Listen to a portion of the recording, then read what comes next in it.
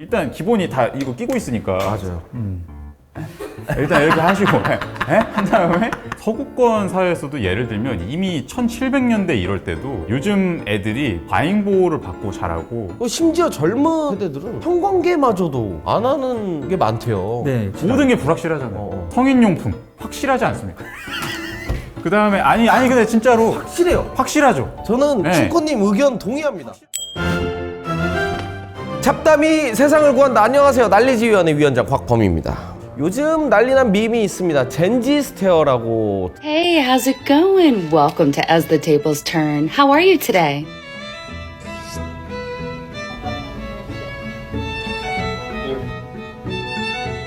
그래서 오늘의 안건 요즘 애들 표정 왜 그래? 입니다.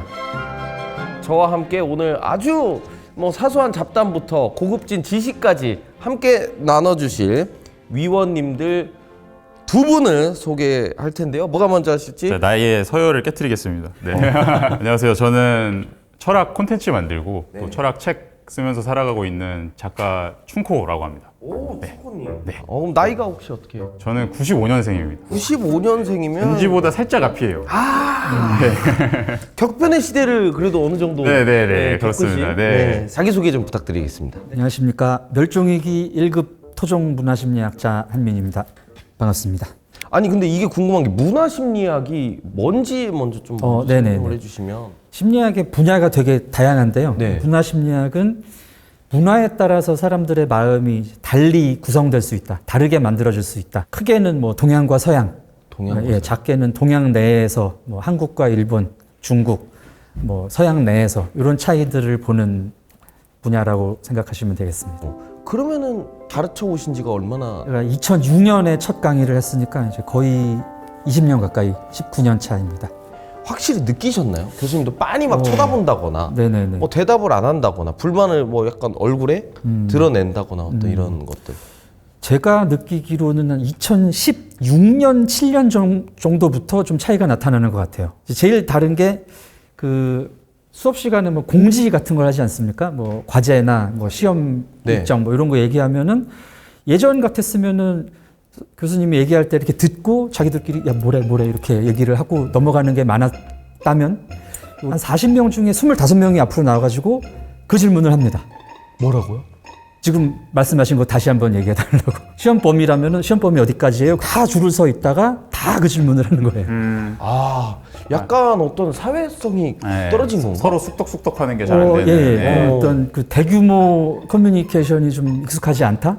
그래서 이제 저를 약간 NPC 취급하는 느낌을 받았습니다. 춘코님이 몇 학번이시죠? 저는 14. 14? 네. 계속 거기 사이에 걸려 있는 거예요. 저 때도 어떤 대학교에서 서로 과제를 팀플레이를 하면은 서로 말을 안 해요.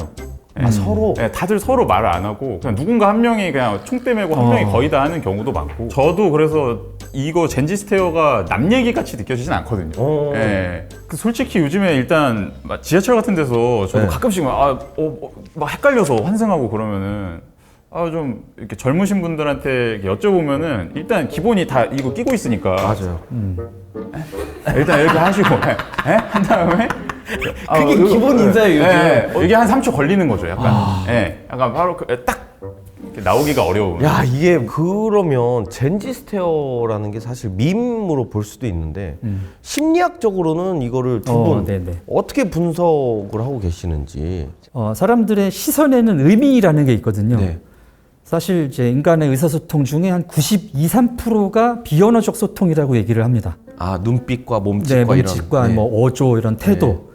이제 메러비언의 법칙이라는 게 있는데 얘기해 주시죠. 이제 언어적 소통은 7% 정도밖에 안 된다. 이제 이런 얘기고 대부분 자세나 어조, 시선 이런 게 이제 의사소통의 대부분을 책임지는데 이 젠지들의 시선에는 의미가 없다는 거죠.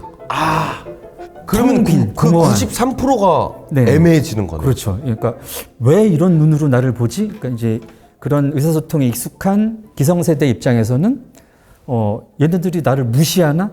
이런 생각까지 드는 거죠. 곽범님 하면 떠오르는 게 이제 우성 스테어라고 있지 않습니까? 네네네. 이렇게 하는 건데. 이 눈을 보면은 누구나 사과해야 될 것 같은 마음이 들잖아요. 네, 이거는 저는 그 비언어적 표현을 하고 있는 거죠. 그렇죠. 사과해요, 나한테. 사과를 너무 바라는. 예. 근데 이 젠지 스테어에는 그게 없다는 거. 예기치 못한 의사소통의 맥락이잖아요. 아. 이런 맥락에서는 뭘 해야 될지 모르겠다라고 살짝 버퍼링이 걸리는 것 같아요.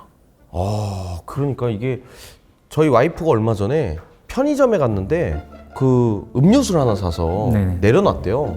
계산을 하려고. 근데 뚝 찍더니 이거 1+1이세요. 아, 알바가. 그래서 가지러 갔대요. 그게 마지막 제품이었대요. 그러면은 꺼내줘야 될 거 아니에요. 그래서 가서 이게 마지막이던데요? 그랬더니 가져다 드려요? 그래서 와이프 입장에서는 내가 지금 잘못한 건가? 어떤 의사인지를 모르겠다라는 거예요. 이게 우리 세대 때는 사실 있을 수가 없는 일이거든요. 그쵸. 저는 사실 되게 많은 요인이 있다 생각하는데 크게 두 가지 말씀드리고 싶습니다. 두 가지. 네네. 일단 첫째, 자아. 자아. 네. 저는 현대사회는 나 자신의 자아를 지키고 나 자신의 자아를 키우는 거를 굉장히 강조하는 시대라 생각하거든요. 네. 일단 개인주의화가 됐잖아요. 네. 너는 너의 꿈을 찾아야 돼. 너의 자아를 발전시켜야 돼. 이런 압박 속에서 사는데 사실은 저는 어서 오세요. 뭐 1+1이세요. 이렇게 해드릴게요. 이거는 사실은 내가 하고 싶어서 하는 행동이 아니라 사회적 관습에 따라 가지고 나 자신을 내려놓고 하는 행동이라 생각해요. 그쵸. 뭐 아니 근데 그건 일이니까 네, 그죠. 돈을 받으니까 있는데, 서비스업이라는 게 있는 네. 건데. 근데 일단 요즘 그런 내가 내 자아가 중요한데? 라고 생각을 하면 그 자아를 내려놓는다는 것 자체가 많이 부담으로 다가오는 시대가 아닌가. 그렇다 보니까 생각을 하게 되는 거죠. 내 생각하에 판단을 내려서 무언가 해야 된다라고 느끼니까 거기에 더 시간이 드는 게 아닌가. 이런 생각을 해보고요. 그 다음에 두 번째. 경쟁. 이게 중립적으로 말하면 경쟁이고 부정적으로 말하면 좌절인데요. 저는 좀 교육업체들이랑 이렇게 소통을 많이 하는데 네. 요즘 교육업체들에서 되게 많이 하는 말씀이 학부모 세대가 애초에 많이 사회적인 경쟁에서 좌절을 겪은 것 같다라고 말씀을 하세요. 그래서 그런 의식이 지금 학생들한테 이미 많이 투영이 되어 있는 상태인 것 같다. 내가 집을 안 사놨는데 갑자기 다른 사람의 집값만 너무 많이 오르고 이런 시대다 보니까 일단 서로를 경쟁자로 많이 바라보게 되는 거예요. 딱 타인을 바라봤을 때. 그렇다 보니까 저는 그렇게 살갑게 타인을 일단 처음 봤을 때 딱 대한다는 거예요. 경쟁자로 생각하는 거예요. 네, 기본적으로 상호 신뢰가 있어야 되는데 네. 지금 한국뿐만 아니라 전 세계적으로 사실 굉장히 어렵다 그러거든요. 네. 유럽도 엄청 경제적이 힘들고 미국도 역대 최대 빈부격차 이런 시대다 보니까 다 그냥 각자 도생의 사회 아니야? 이런 생각을 뿌리 깊게 할 수밖에 없고 그렇다 보면 타인을 만났을 때 과연 살갑게 대하기가 얼마나 쉬울까? 저는 이런 생각이 들어요. 옛날 어른들이 뭐 그런 얘기 하는데 이 얘기는 항상 나오는 얘기 같아요. 요즘 애들 안 혼나서 그래. 안 뚜까 맞아서 그래. 뭐 이런 얘기 있거든요, 사실. 뚜까 맞는 게 바로 자아를 내려놓는 건데 제 생각에는 그게 전형적으로 자아를 내려놓는 그쵸. 행위죠. 어쩔 수 없는 네. 고통. 네. 그 이제 자아가 셀프라는 개념으로 얘기가 되거든요. 네. 이제 사회학자 허버트 미드라는 분의 이제 개념인데 네. 또 그 외에도 이제 여러 심리학자들께서 이제 자아라는 것은 사회적으로 구성이 된다라고 얘기를 해요. 네. 그래서 뭐 윌리엄 제임스라는 분도 그랬고 뭐 나를 구성할 때 자아라는 개념을 구성할 때 내가 생각하는 나도 있지만 타인이 나를 보고 하는 행동, 타인이 나에 대한 평가 이런 게 또 내가 되거든요. 그렇죠. 예, 이게 사회적 자아라는 네. 부분인데 이 사회에서 요구하는 뭐 자기상 또 이 사회에서 요구하는 그런 의사소통 방식을 학습을 하잖아요. 학습을 해야 또 내가 그 사회 안에서 살아가기가 편하고 그런데 지금 이제 젠지 스테어의 문제는 이제 일부 젠지의 문제는 내 자아 형성이 우선이다 보니까 이제 이전에 있었던 타인들의 의사소통 방식이라든가 타인이 평가하는 나 이런 부분을 거부를 하는 모습이 있다는 거죠. 그 요즘 젊은 친구들 같은 경우가 전화도 안 한대요. 안 좋아한대요. 심지어 카톡보다 요즘 더 편한 게 인스타 DM으로 그렇게 연락을 한대요. 네. 이것도 그럼 같은 맥락일까요? 네, 저는 아까 그 교수님 말씀하신 것처럼 비언어적인 소통 이야기 했잖아요. 네.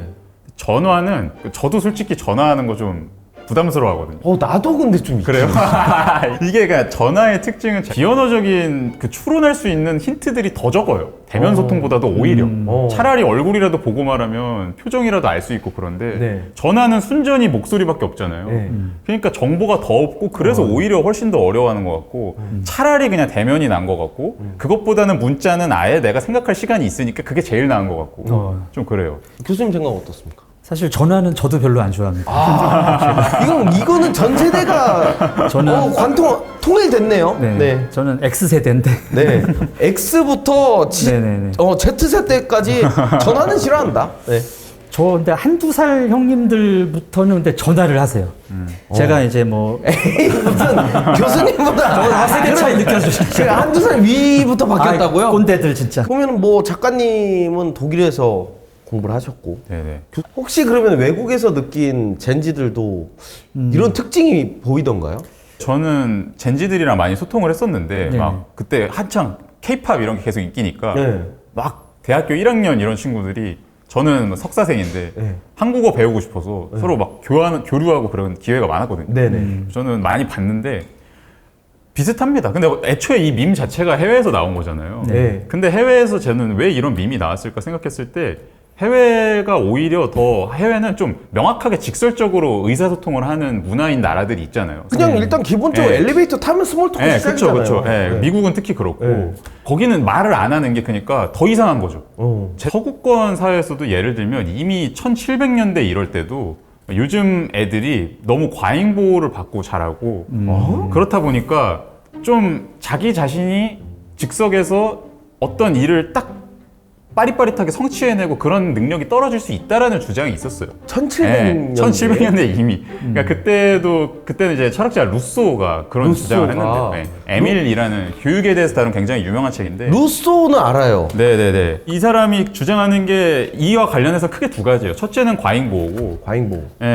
그러니까 과잉보호를 하니까 자기 자신이 뭔가를 어렸을 때부터 작은 일이라도 성취하는 경험이 떨어진다는 거예요. 그게 우리 세대가 요즘 젠지한테 하는 얘기잖아요. 그러니까요. 그리고 이제 또 두 번째로 개념적 공부라는 것에 대해서 이야기를 합니다. 그러니까 언어 공부에 대해서 루소가 이야기하거든요. 네. 그러니까 점점 많은 사람들이 당시에는 막 중산층이 발전을 하고 좀 그랬던 시기이기 때문에 네. 점점 교육을 많이 받잖아요. 네. 그러니까 옛날에는 아이들이 기본적으로 어렸을 때 하는 게 다 몸으로 뭔가 하는 거예요. 네. 근데 점점점 언어적으로 개념을 외우고 그런 교육을 많이 받는다는 거죠. 우리 고등학교 때 막 공부하고 그럴 때 그냥 암기식 공부를 했다. 그러면 내가 과연 그걸 통해서 진짜 뭔가를 이해한 게 맞나?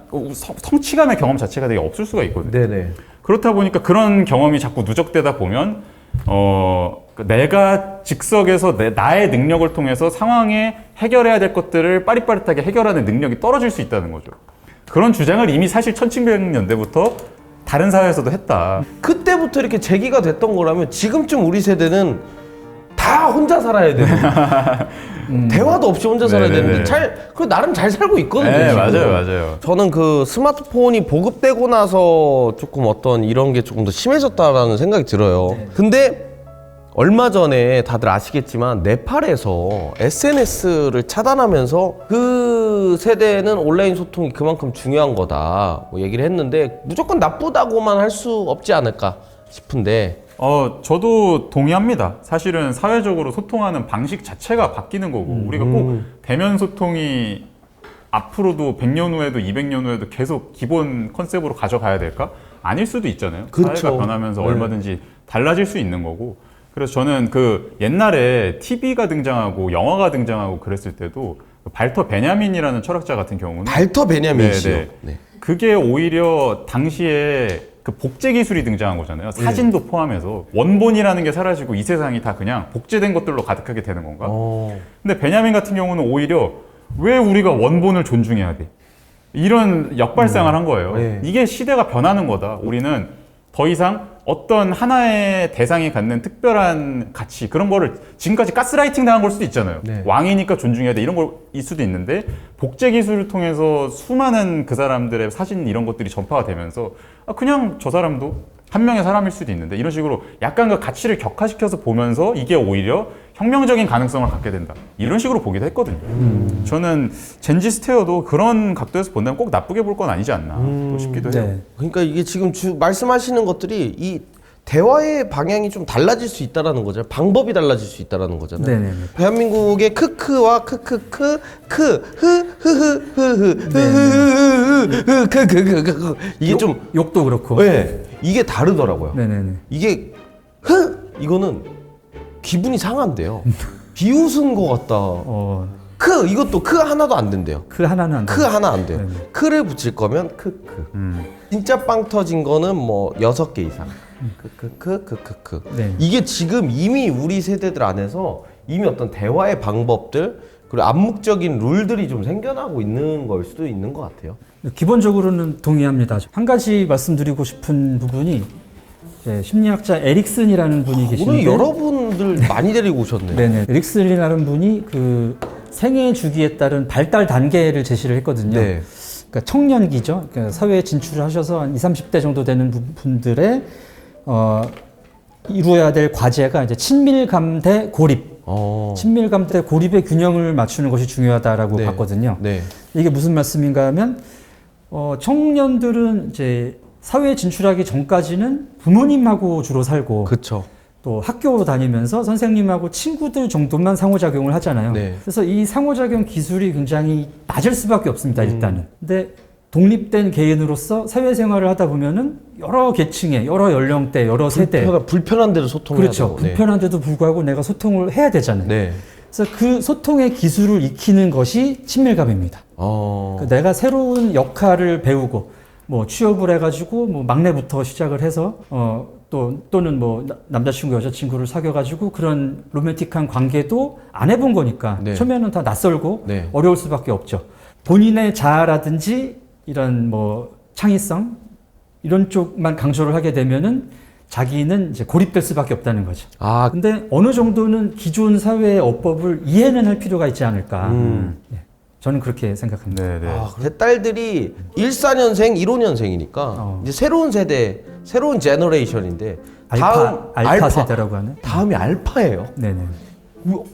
어떻게 되는 거야, M? 제가 알기로는 이제 알파 세대는 완전히 디지털 네이티브. 저희 둘째가 2012년생인데 네. 얘는 태어날 때부터 스마트폰이 있었습니다. 그래서 엄마 젖 먹으면서 같이 이렇게 보내거든요.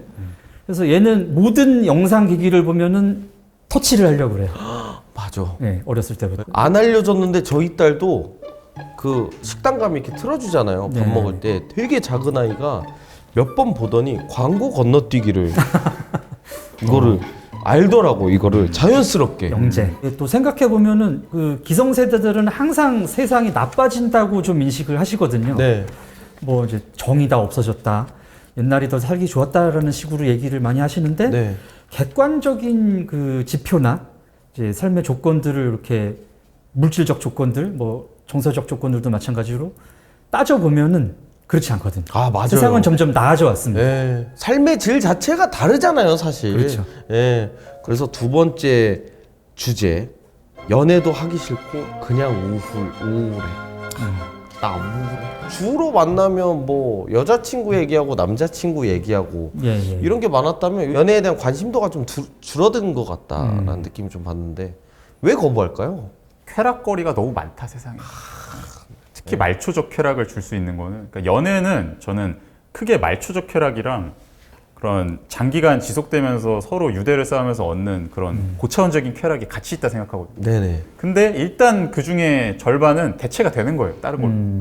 계산을 해봤을 때 여기에 내가 투입해야 되는 에너지, 시간 이런 것들이 더 아깝게 느껴질 수밖에 없는 거고 그 알랭 바디우라는 프랑스 철학자는 현대인들의 사랑은 안전제일주의 사랑이다 이렇게 말하거든요.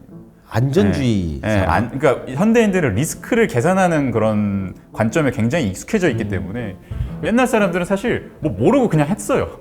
많은 것들을. 근데 우리는 지금은 어디 여행 갈 때도 미리 맛집 다 찾아보고 가려고 그러잖아요. 그렇죠. 별점 좀 떨어지면 안 들어가게 돼. 왜 그렇습니까? 리스크 감수하기 싫으니까. 그러니까 이러다가 잘못될까 봐. 그러면은 연애에 드릴 그 리소스가 더 아깝게 느껴질 수밖에 없는 시대지 않나. 그 생물학적으로 이제 사람들한테 쾌락을 주는 신경 전달 물질이 도파민입니다. 도파민. 예. 도파민을 얻는 방법은 굉장히 다양할 수가 있는데 사실 인간 사회가 예전부터 만들어 놨던 이런 제도라든가 뭐 결혼, 출산, 육아, 뭐 취업하고 성공하고 뭐 이런 거 자체가 다 도파민을 얻기 위한 수단이었거든요. 네. 근데 지금 춘코님 보신 것처럼 지금 도파민을 얻을 수 있는 방법이 너무 다양해지고 쉬워진 거죠. 맞아. 두 번째는 이제 사회가 개인주의 문화화 되다 보니까 이제 개인주의라는 게 이제 내 행위의 원인이 나한테 있다는 얘기잖아요. 네. 그러다 보니까 사람들이 점점 합리적이어야 됩니다. 그러니까 집단에 내가 속하고 이럴 때는 내가 대충 해도 나를 먹여 살려줬어요. 집단에서. 근데 나를 책임져 줄 사람도 없고 내 행동의 책임을 내가 져야 되는데 당연히 더 많은 정보를 가지고 꼼꼼하게 봐야 되죠. 근데 이제 주변에 어떤 정보들이 있느냐면은 뭐 이혼 숙녀 캠프부터 결혼하면은 위험하다, 안 좋다, 더 고생하는 길이다. 네. 또 지금 뭐 스펙이 자꾸 올라가고 취업도 잘 안 되고 이러는데 나를 개발하고 뭐 그럴 시간이 또 없어지잖아요. 연애를 한다는 것은 노력을 해야 되고 돈이 들어가고 하니까 그러니까 합리적인 선택이 아니라는 생각을 할 수 있을 것 같습니다. 심지어 젊은 세대들은 성관계마저도 네네네. 안 하는 게 많대요. 네.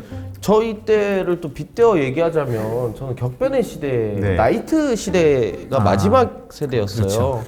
네. 나이트 클럽이 저희 세대를 마지막으로 다 없어지고 이제 뭐 저희 세대 때 뭐 헌팅 포차란 개념도 그때 다 저희가 저희 세대가 다 만들어 놓은 거 지금 즐기는 거거든요. 선구자. 네, 선구자 세대죠. 요즘은 그런 것마저도 약간 내 생각에 무서워한다라고 표현을 해야 되나? 왜냐면 또 관계를 사람과의 그쵸, 관계니까 네. 결국은 또 그것 네. 또한 네네. 그러니까 저는 불확실성에 대한 어떤 굉장한 두려움 이게 있는 것 같아요. 내가 네. 이 사람이랑 뭐 어떻게 될지 뭐 어떻게 돼가지고 같이 어디 들어갔다. 거기서 어떤 상황이 나올지 그러니까 모든 게 다 불확실해. 모든 게 불확실하잖아요. 근데 기술 발전은 또 어떻습니까? 우리한테 확실한 것들을 너무 많이 준다는 거예요. 과학적으로 뭐 성인용품. 성인이 확실하게 아니 근데 이게 진짜로 코로나 때 사람을 못 만나잖아요. 네. 그때 뭐 제가 영국의 기사를 봤는데 성인용품 매출이 막 어마어마하게 늘었다는 거예요. 부정편향이라는 부정편향. 네, 갑자기 부정편향을 꺼내셨는데 네. 네. 이제 생존에 도움이 되는 어떤 편향인데요. 네. 사람들이 주변의 어떤 정보들에서 나한테 위협을 줄 것 같은 요소들을 굉장히 민감하게 느끼고 그것을 제거하려고 하는 성향입니다. 결과적으로 이게 이제 사람들의 생존 가능성을 높이는 쪽으로는 굉장한 기능을 하지만 네. 이제 이런 것 때문에 그런 이제 과거까지 이어져 왔던 굉장히 리스크 테이킹이 컸던 행위들이 점점 줄어들고 있는 것 같습니다. 그러니까 보충을 드리면은 그 덤불 속 호랑이 가설이라고도 부르기도 하더라고요. 이게 멋있다. 엄청 가설 공식적인 이름 용어는 멋있다. 아닌데, 그러니까 덤불 속에서 우리 조상들이 길을 가다가 바스락했다. 그러면 내가 이거를 호랑이라고 가정해야 될까? 그냥 바람이야라고 가정해야 될까? 이때 바람이야라고 가정하면 호랑이면은 죽어요, 내가. 근데 호랑이라고 가정하고 까무러쳐 도망가면은 살 사실 수도 있어. 손해는 없어요, 별로. 그 손해가 막 어마어마하게 크지 않잖아요. 네네. 그래서 기본적으로 인간은 리스크를 굉장히 크게 해석하는 경향이 있다. 아까 말씀하신 이혼 숙녀 캠프에서 이런 사례 어디서 만나서 누구랑 살았더니 이렇다라는 거 보고 SNS의 어떤 글들 결국은 이 바스락 소리를 떠나서 씹소리에 그냥 뛰기 시작하는 세대가 되어버린 게 네. 아닌가. 근데 왜 연애 프로그램이 이렇게 많이 많죠, 나올까요? 또. 예. 네네. 연애 감정을 컨텐츠로 대신 충족을 하는 걸까요? 예, 그런 대리 충족의 의미가 아무래도 큰 것 같습니다. 개인적으로는 뭐 시간도 없고 돈도 없고 이게 다 이제 비합리적인 선택일 수 있는데 직접적으로 충족되지 않는 것을 간접적으로 대리 충족하는. 그리고 저는 여기에 어떤 우주의 심오한 원리가 담겨 있지 않나요? 우주의 원리까지 네. 간다고. 이거는 저희가 네. 우주 쪽 전문가를 아니요, 불러서 그러니까 뭐 얘기해야 되는데. 물리적인 우주는 아니고요. 네. 그냥 이 세계. 그러니까 제가 그 몽테뉴의 에세라는 책에서 되게 인상 깊게 본 이게 저는 궁금한 게 네네. 지금 박사님과 우리 작가님 어떻게 그렇게 본 책에 네. 작가님들, 박사님들 이름이 머릿속에 다 있어요. 인가요? 다 적어 놓습니다. 근데 그걸 또 한 번쯤 지나가다 몽티슈? 헷갈리면 네. 또 꺼내서 외워요? 그쵸. 네네. 다 적어놓습니다. 그렇죠. 아무튼 네네. 몽테뉴요? 거기서 진실은 하나고 거짓은 무한하다 이런 주장을 해요. 근데 저는 이거는 그 톨스토이의 안나 카레니나라는 소설에 되게 유명한 이런 그 문장이 이름도 있는 얘기해 주세요. 게, 톨스토이 정도면 저도 이해를 그죠. 하니까. 거기에 그 행복한 가정은 다들 비슷한 이유로 행복한데 불행한 가정은 다들 저마다 다른 이유로 불행하다. 그 문장이 굉장히 유명하거든요. 맞아. 현실에서 그 한 줄기의 길을 따라가야 되는 그런 고된 작업을 대체해서 무한한 거짓된 길들을 우리한테 보여주는 거죠. 근데 그게 수가 압도적인 거예요. 수가. 맞아. 그러니까 확률적으로 우리는 거기에 그 재미에. 거기에 향할 수밖에 없다. 그러니까 이것도 일종의 도파민이죠. 대표적인 몇 기로 나오는 프로그램은 네네네. 연애 프로그램을 빙자한 저는 인간 탐구 프로그램이라고 생각합니다. 예, 심리학 그 교육 자료로 쓰고 있습니다. 와, 그럴 수밖에 없어요. 네네. 어쩜 이렇게 세상에 그거를 몽테뉴랑 톨스토이를 빗대어서 해주셨지만 네. 저희 한국인들이 쓰는 단어가 그렇죠. 있습니다. 예, 그렇죠. 아유 세상 별의별. 맞아요. 예, 맞는데 이제 저는 약간 어떤 형이상학적인 원리를 얘기하고 싶습니다. 예. 우주의 원리가 맞았어요. 네. 교수님. 왜 그러냐면 그렇죠. 별의 별이잖아요. 스타 앤 스타. 별의 별. 스타, 그러게요. 스타 오브 스타. 예. 우주의 원리, 별의 별 색. 네. 와, 이래서 나는 이렇게 지식을 가지신 분들이랑 토크를 하다 보면 어둠이 있어요, 항상. 이 연애 프로그램이 이렇게 만연하는 이유는 이제 기본적 욕구에 있다고 저는 생각을 하거든요. 기본적 욕구. 프로이트가 얘기한 기본적 욕구는 이제 성적 욕구입니다. 네. 인간은 동물이고 동물. 동물은 번식을 해야 되고 그렇기 때문에 이게 이제 인간의 어떤 기본적인 행동의 저변에 깔려 있는데 문명화됐다는 이유로 여러 가지 그런 내 생활에 도움이 되지 않는다는 이유로 이런 부분을 제거한 거예요, 사람들이. 지금 그럼 제거의 과정 중에 있나? 그렇죠. 그래서 네. 짝짓기도 안 하고 여자 남자 얘기도 안 하고 직접적으로 관계 갖는 것도 피하고 그러다 보니까 이런 그 기본적 욕구가 충족되지 않은 상태로 어딘가에 존재하는 겁니다. 이렇게 가면 싹 다 조금 제한을 하면 다시 할까요? 예, 프로이트가 얘기하기를 이 욕구는 제한한다고 사라지는 건 아니거든요. 네. 뭐 졸린 사람이 계속 뭐 며칠 동안 잠을 참는다고 그냥 살 수 있는 게 아니듯이.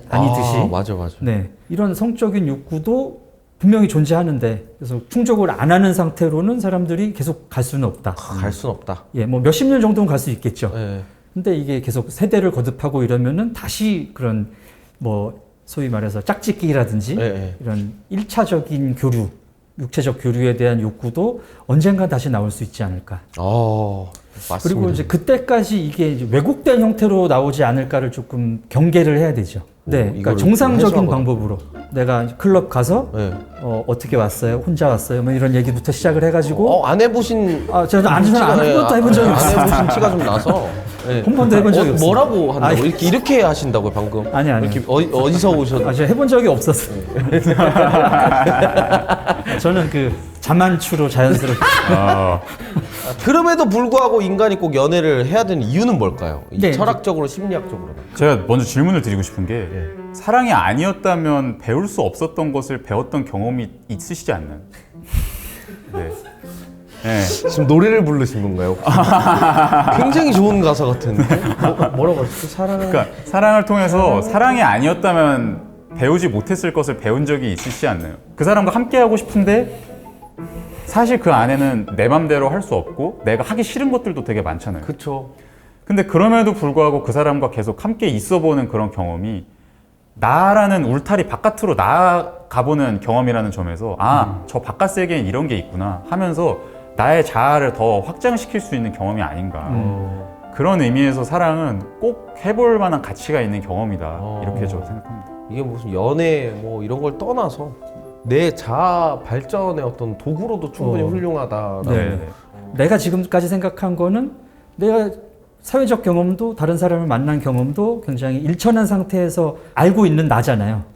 나를 발견하는 과정이라는 사실을 좀 계속 생각을 하셔야 돼요.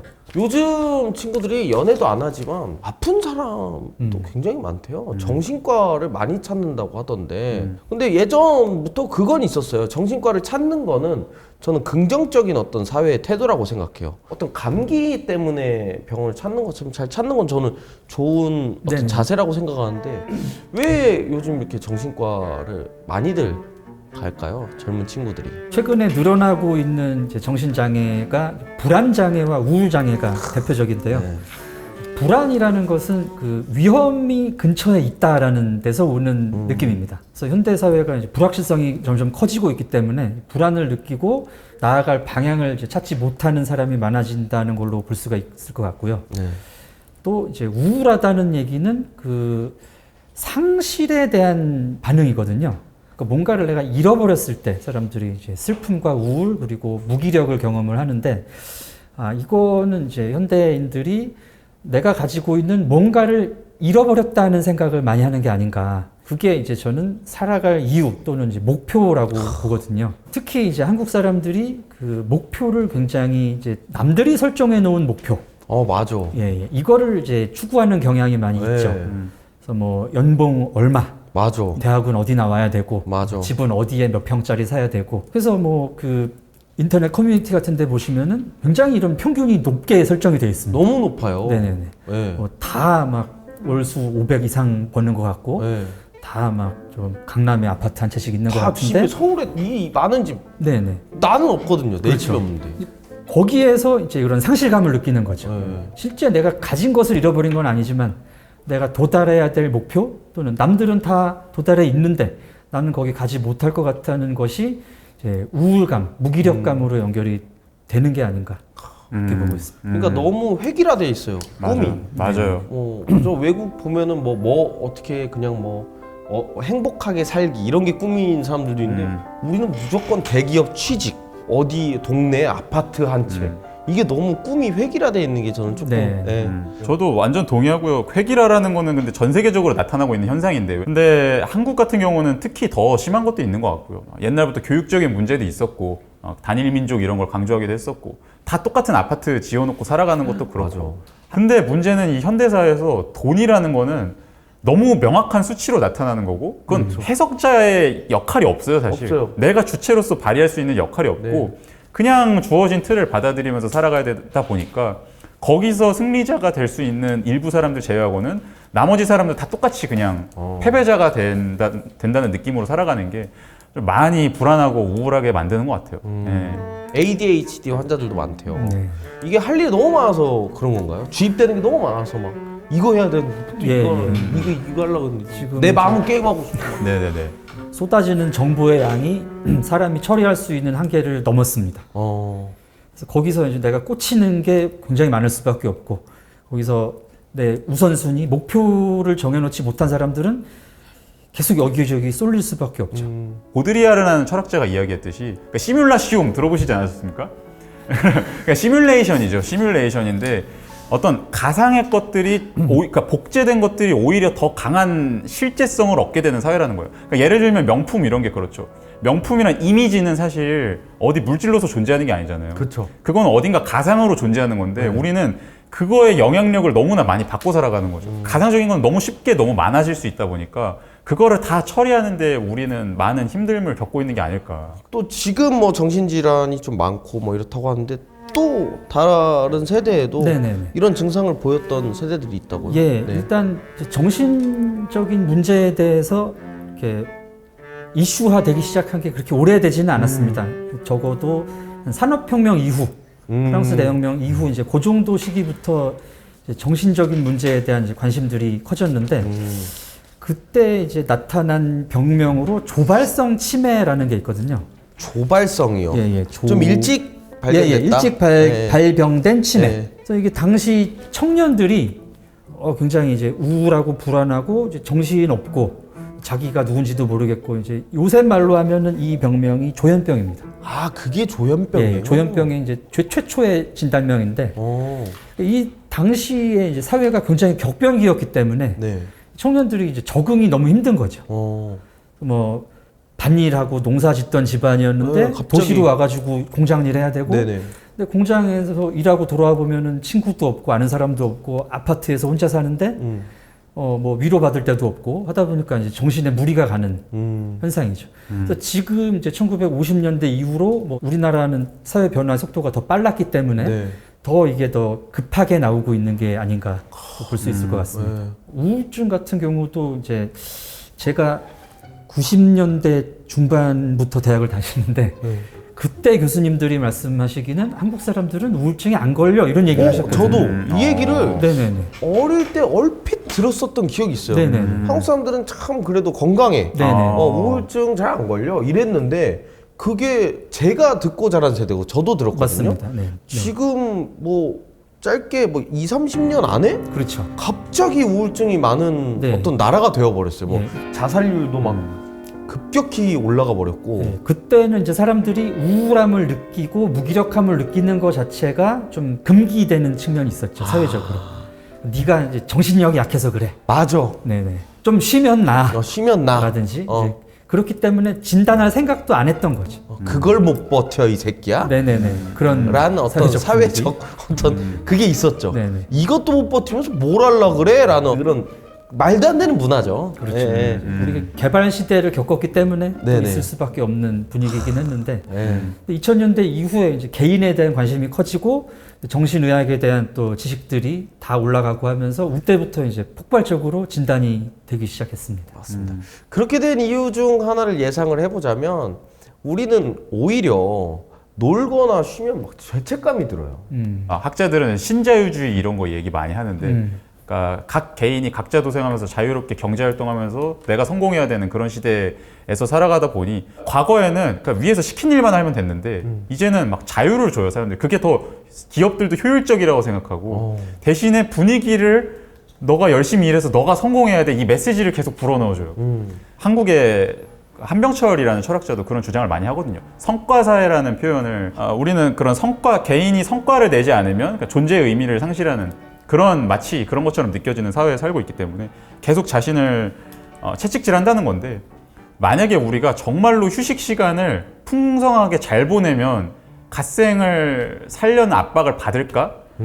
여기도 물론 받는 사람도 있겠죠. 근데 어떻게 보면 우리가 계속 자신을 채찍질하면서 나아가는 거는 어떻게 쉬어야 되는지조차 잘 모르기 때문에 그런 것도 있는 것 같아요. 맞아.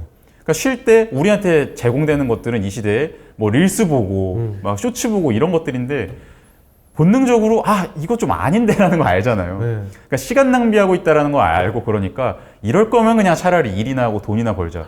이런 맞아. 식의 생각도 많이 하게 되는 것 같고. 관통한 얘기입니다. 네네. 그런 철학자들은 그런 주장도 많이 했거든요.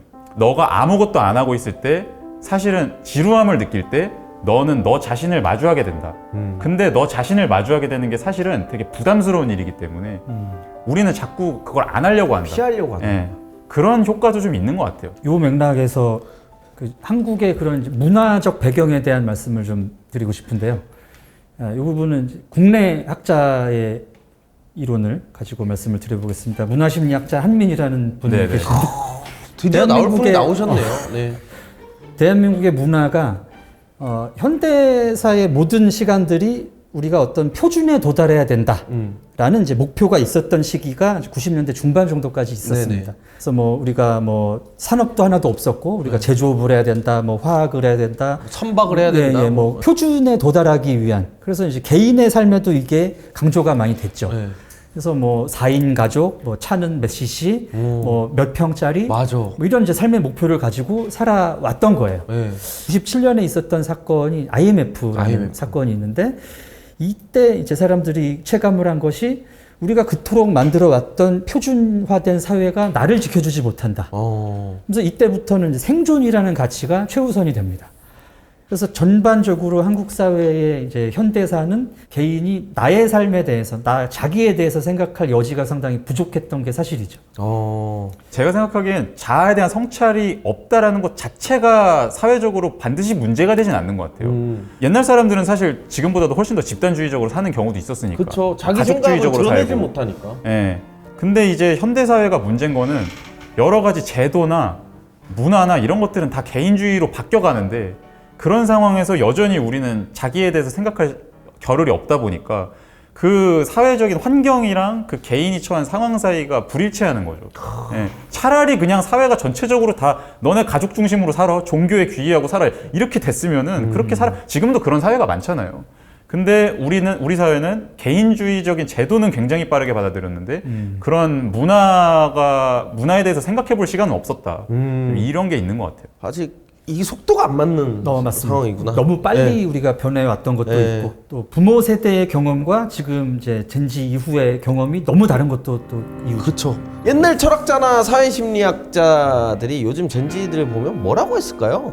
한 번씩 빙의해가지고 얘기를 해주시면 좋을 것 같아요. 헤겔의 빙의를 해보겠습니다. 헤겔 씨요. 네. 어떤 성격이 있나요, 그분은? 헤겔은 되게 거시적으로 모든 걸 보려고 했습니다. 그래서 헤겔이 네. 했던 한마디, 한 줄. 젠지는 결국에는 우리 사회가 또 다른 단계로 나아가는 하나의 포석인 것이다.